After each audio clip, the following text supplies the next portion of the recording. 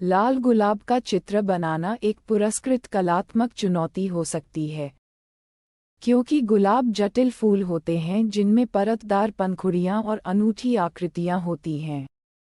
यहाँ एक विस्तृत लाल गुलाब का चित्र बनाने में आपकी मदद करने के लिए चरण दर चरण मार्गदर्शिका दी गई है।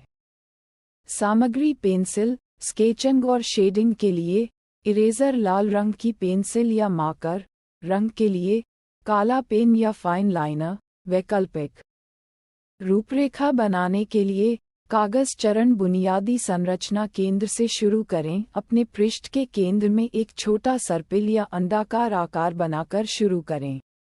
ये गुलाब के सबसे भीतरी भाग को दर्शाता है, जहां पंखुड़ियां कसकर पैक की जाती हैं। इसे पूरी तरह से गोलाकार होने की आवश्यकता नहीं है। थोड़ी असमान रेखाएं इसे अधिक प्राकृतिक रूप देती हैं। कली की रूपरेखा: केंद्रीय सर्पिल के चारों ओर कई ढीली घुमावदार रेखाएं बनाएं जो केंद्रीय कली के बाहरी किनारों का निर्माण करती हैं। इन्हें थोड़ा ओवरलैप करना चाहिए और छोटे घुमावदार सी या यू आकार की तरह दिखना चाहिए। ये कसकर मुड़ी हुई पंखुड़ियों का भ्रम पैदा करता है। पंखुड़ियों को बनाने का चरण: पंखुड़ियों की पहली परत जोड़ें। कली के बाद इसके चारों ओर बड़ी पंखुड़ियां बनाना शुरू करें। ये थोड़ी चौड़ी होनी चाहिए, घुमावदार रेखाओं के साथ जो केंद्र से बाहर की ओर मुड़ती हों। प्रत्येक पंखुड़ी का आकार थोड़ा अलग होना चाहिए, क्योंकि गुलाब की पंखुड़ियां पूरी तरह सममित नहीं होती हैं। प्रत्येक पंखुड़ी के शीर्ष पर लहरदार या थोड़ा नुकीला किनारा होना चाहिए। अधिक परतें बनाएं। गुलाब के चारों ओर पंखुड़ियां जोड़ते रहें। जैसे जैसे आप बाहर की ओर काम करते हैं, पंखुड़ियों की प्रत्येक नई परत को पिछले वाले से थोड़ा बड़ा और अधिक खुला बनाएं।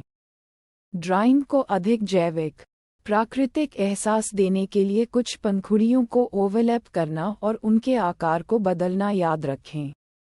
बाहरी पंखुड़ियां: सबसे बाहरी पंखुड़ियों के लिए चौड़ी, थोड़ी घुमावदार आकृतियां बनाएं, क्योंकि ये पंखुड़ियां अधिक खुली होती हैं और बाहर की ओर मुड़ सकती हैं। गुलाब की प्राकृतिक बनावट की नकल करने के लिए इन पंखुड़ियों के किनारों को असमान या उबड़-खाबड़ बनाने पर ध्यान दें। चरण: छायांकन और विवरण। गहराई जोड़ें। एक बार जब आपको मूल आकार मिल जाए, तो ड्राइंग को आयाम देने के लिए पंखुड़ियों को छायांकित करना शुरू करें। प्रत्येक पंखुड़ी के आधार पर छायांकन पर ध्यान दें जहां यह एक अन्य पंखुड़ी को ओवरलैप करता है, और गहराई की भावना पैदा करने के लिए युक्तियों को हल्का छोड़ दें। यथार्थवादी रूप के लिए नर्म, क्रमिक छायांकन का उपयोग करें। पंखुड़ियों में विवरण: प्रत्येक पंखुड़ी में सिलवटों और मामूली खामियों पर ध्यान दें। आप नसों या सूक्ष्म सिलवटों को दर्शाने के लिए पंखुड़ियों पर हल्की रेखाएं जोड़ सकते हैं, लेकिन सुनिश्चित करें कि वे पंखुड़ी के प्राकृतिक वक्रों का अनुसरण करें। स्टेम और पत्तियों को खींचने का चरण: स्टेम बनाएं। स्टेम बनाने के लिए गुलाब के आधार से नीचे की ओर दो थोड़ी घुमावदार समानांतर रेखाएं बढ़ाएं। सुनिश्चित करें कि स्टेम फूल को सहारा देने के लिए पर्याप्त मोटा हो, लेकिन बहुत मोटा न हो। गुलाब के तने अपेक्षाकृत पतले होते हैं। कांटे जोड़ें। गुलाब के कांटों के लिए तने के साथ छोटे, तीखे, त्रिकोणीय आकार बनाएं। पत्तियों के तने के लिए छोटी, पतली रेखाओं का उपयोग करके पत्तियों को तने से जोड़ें।